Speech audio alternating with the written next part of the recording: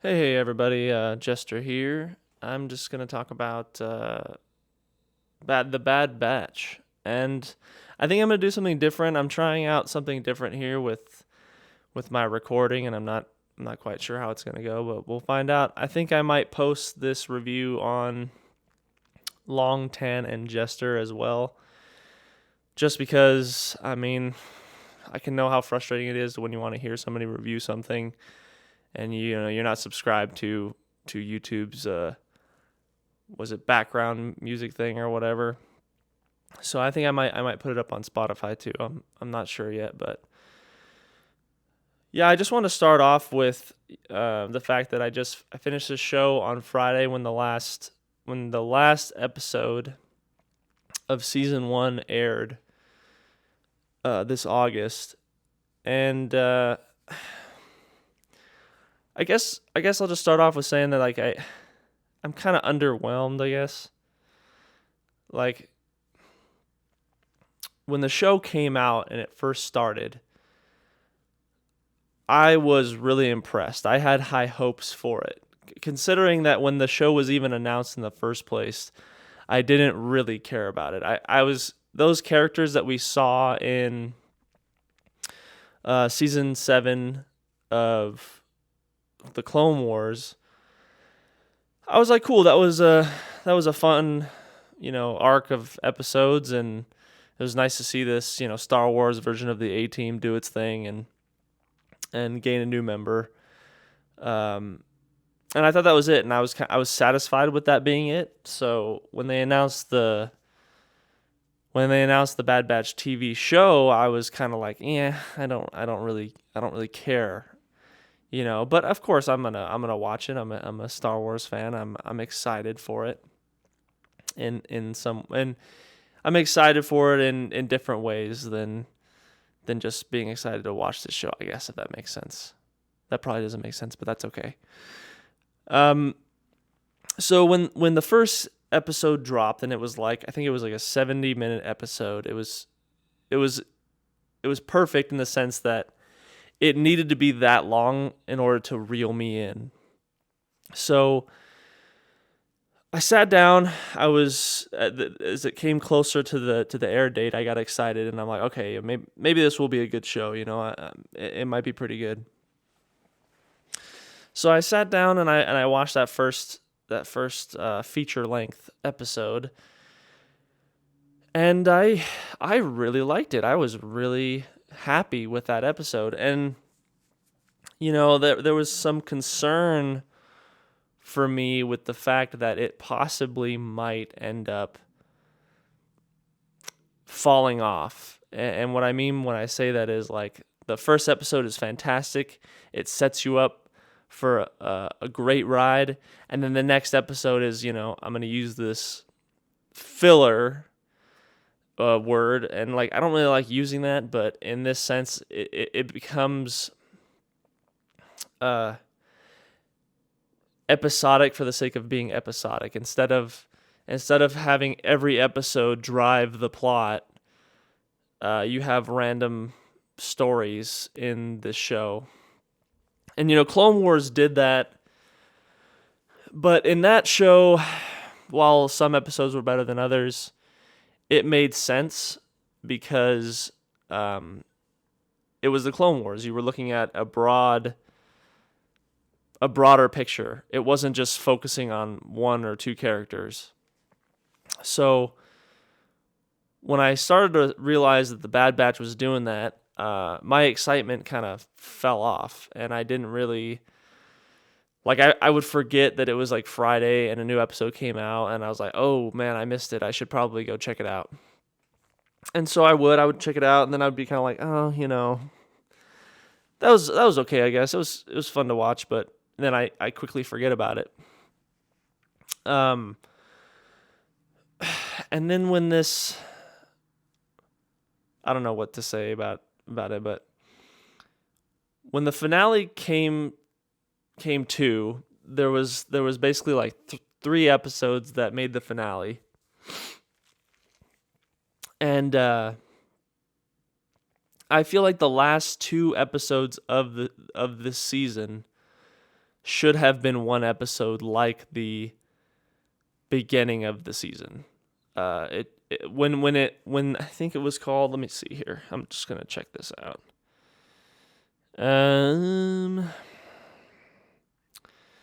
Where are the episodes? Okay, so when Camino Lost was the last episode. So if I go here, let's see.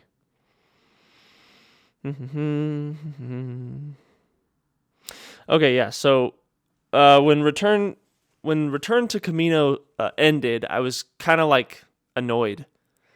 Like the way they ended it, I was like, I didn't think it was appropriate, and it kind of cut all the feels out. So I was like, okay. So then having to pick up a week later with Camino Lost, I just didn't really. I wasn't as invested as I was when I finished Return to Camino. So that was a problem for me. And then there was like rumors that something really crazy and dramatic was going to happen at the end of this season. I think it was some guy on Twitter that worked on Star Wars, or worked on this show that was working on the music or something like that, said like, oh, I tear up every time I think about that last episode. And he was like hyping everybody up, and I it's my fault in the sense of like getting excited. No, I was like really thinking somebody was going to die. I was for sure thinking somebody was going to die. And it makes sense that someone should die, because I think it would set the tone for the next season if they decided to do one. And then if they were just going to make this a mini series, it would just be a decent ending. And when they, spoiler alert, because I'm going to go into spoilers, when they didn't kill anybody off, it just felt like such a bummer. I was just kind of like, when they leave, oh my gosh, when they leave Crosshair there at the end, I just feel like season 2 is just going to be starting over. It's just going to be another season 1. That's what it feels like to me. It just felt like, I don't know. It's kind of hard to explain. I'm just trying to think of how I thought about it before.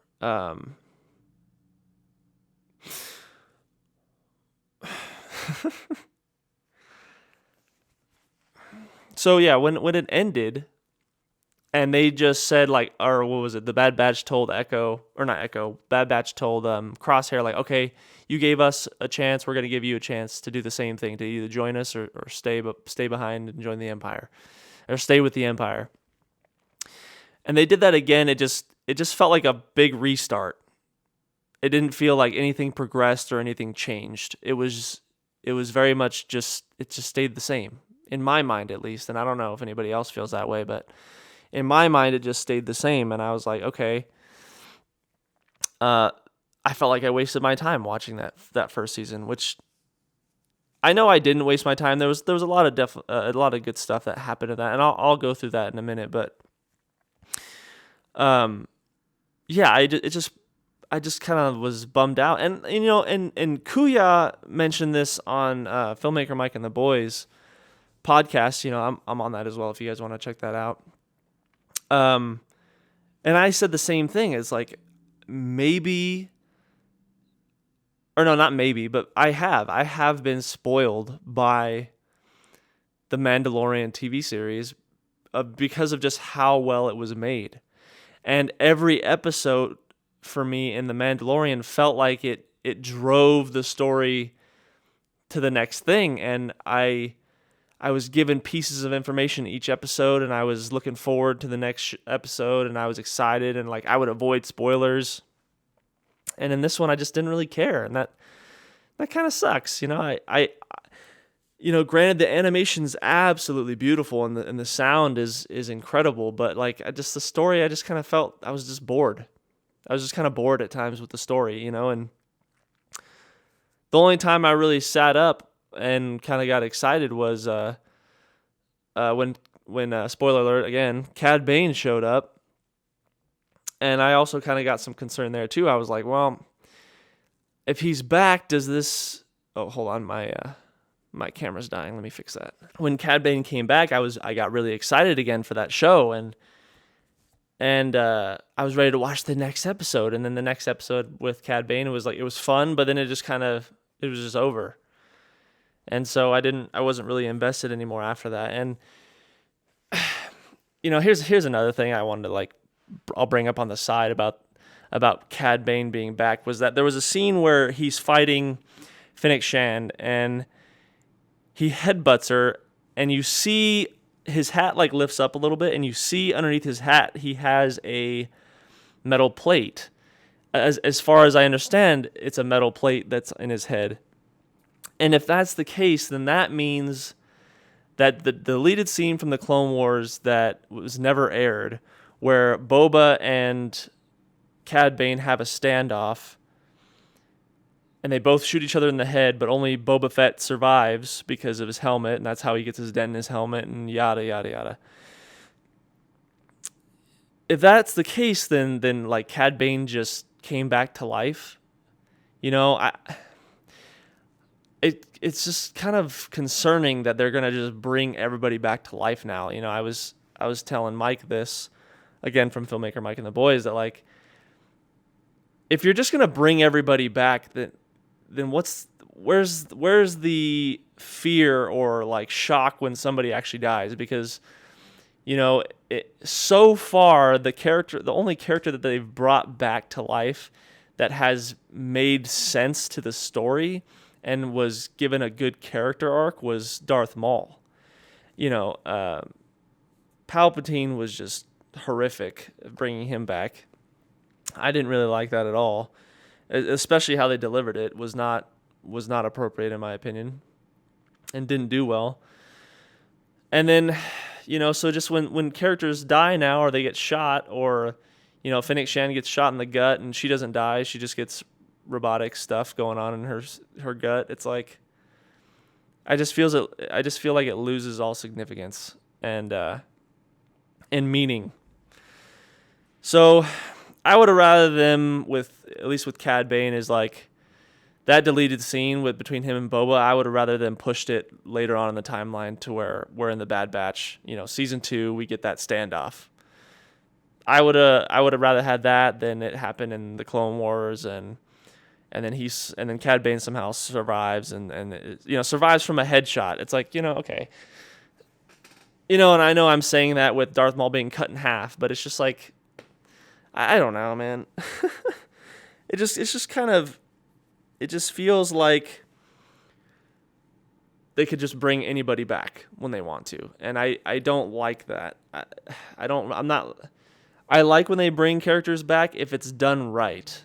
And Darth Maul so far has been the only character that they have actually done right. A character that was in one movie that everybody thought he was cool, and he was just a baddie that just died, and then that was it. And then when they brought him back, he had a crazy purpose, and then ends up being in the finale of season 7 of the Clone Wars, and you're just blown away. So then that one, I liked it. I liked it a lot. But anyway, back to the Bad Batch, because I don't want to make this video too long.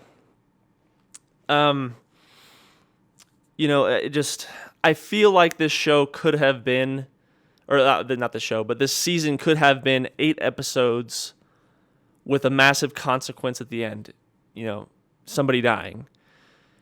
And I would have appreciated that more than what we got in this first season. This first season was fun, don't get me wrong. I understand this is for kids, but I would have rather had the plot driven along a lot faster than it actually was. And then when the season ended, I felt like the plot went nowhere. I just felt like it just stopped abruptly. And I understand they're making it episodic. They're doing more seasons and stuff like that. But there just was none of, I don't know, there just wasn't, it was missing something. The after the Mandalorian TV series came out and how fantastic the storytelling was. And, I'll go as far as to say that season 7's finale of Clone Wars and how well that progressed the story spoiled me for this show And I felt like this show could have been a lot, like 8 episodes instead of 16, and it would have been a lot better. Put more of the, no, I'm not going to say exciting, but put more of the plot-driven episodes all together in a cohesive story that makes sense. And then, with this ending of this season, I probably would have appreciated it more if the season was shorter and all the episodes were driving the plot. But, that's just my opinion, my 2 cents.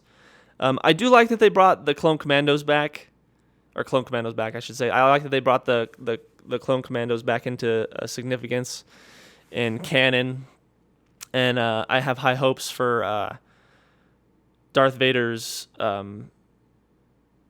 was it squad? It's Delta Squad, right? That's underneath him. I think it's called Vader's Fist that runs the 501st. I hope they kind of do some of that stuff. I mean, we got like kind of maybe hints that they're doing that when we saw Scorch from Delta Squad in that episode, like I think it's called War Mantle, in that episode War Mantle. So that was really cool. I got really giddy when I saw Scorch, so like I really enjoyed that.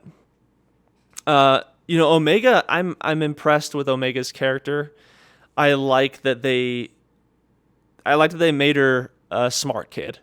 She's not just stupid and getting in the way and getting into trouble all the time. She's actually helpful and meaningful to the story and those other characters, and she's not annoying. So I'm very happy with that. They did a good job making her character and stuff. I just I wanted more answers with that, and I felt like there wasn't enough fast enough. But that's my opinion. I love all the characters. D. Bradley Baker did fantastic.